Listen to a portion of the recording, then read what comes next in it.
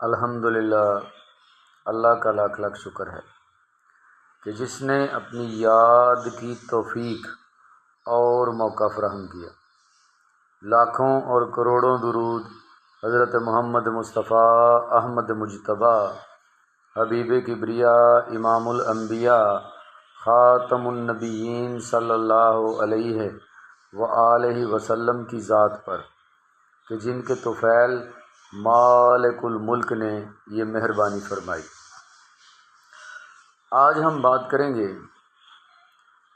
کہ ایک خانقاہ، ایک درگاہ سے منسلک جتنے بھی لوگ ہیں، جتنے بھی مریدین ہیں، جتنے بھی پیر بھائی ہیں، وہ ایک جسد واحد کی طرح ہیں۔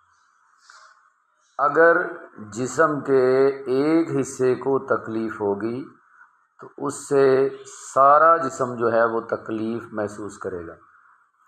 اسی طرح اگر ایک پیر بھائی کو کوئی تکلیف ہوتی ہے، کوئی مسئلہ بنتا ہے، تو سارے پیر بھائی جو ہیں اس کی تکلیف کو محسوس کریں گے۔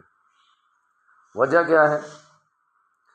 وجہ یہ ہے کہ یہ تمام لوگ جو ہیں یہ ظاہری طور پر بھی اور روحانی طور پر بھی ایک دوسرے کے ساتھ جڑے ہوئے ہیں اور ایک جسم کی مانند ہیں۔ کوئی ان میں آنکھوں کا کام کرتا ہے، کوئی دل کا کام کرتا ہے، کوئی دماغ کا کام کرتا ہے، کوئی ہاتھوں کا کام کرتا ہے۔ غرض کہ یہ سارے مل جل کر اس خانقاہ کو جس کے ساتھ یہ جڑے ہیں، جس مرشد یا شیخ کی انہوں نے بیعت کی ہوئی ہے، ان کی تعلیمات کے زیر سایہ جو وہ تعلیمات دیتے ہیں ان کی روشنی میں عمل کرتے ہیں اور خود کو ایک دوسرے کا بھائی سمجھتے ہیں۔ ہر دکھ اور سکھ میں یہ ساتھی ہیں۔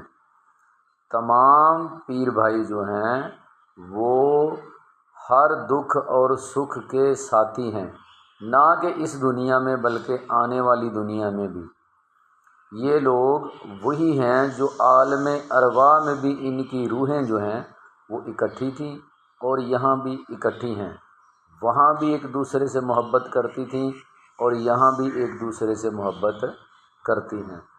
اگر ایک کو تکلیف پہنچے گی تو اس کی تکلیف جو ہے وہ دوسرے کی تکلیف بھی ہوگی، وہ بھی محسوس کرے گا۔ تمام پیر بھائیوں کی عزت جو ہے وہ سب کے لیے سانجھی ہے، تمام کی تکلیف جو ہے وہ سب کے لیے سانجھی ہے۔ اور یہ شیخ کی سب سے بڑی کامیابی سمجھیں کہ اس کے مریدین جو ہیں وہ خود کو ایک جسد واحد کی طرح سمجھتے ہیں اور ایک دوسرے کے دکھ اور سکھ میں شامل ہوتے ہیں، اور اپنے دلوں سے انہوں نے شیخ کی تعلیمات کی روشنی میں کینہ، بغض، حسد، لالچ، ساری بیماریاں جو ہیں وہ دور کر دی ہیں اور خود کو ایک جسد واحد خیال کرتے ہیں۔ یہ ایک خانقاہ کی، ایک درگاہ کی بہت بڑی کامیابی ہے۔ امید ہے کہ آپ سمجھ گئے ہوں گے۔ اللہ تبارک و تعالی عمل کی توفیق عطا فرمائے۔ وما علینا الا البلاغ المبین۔ السلام علیکم۔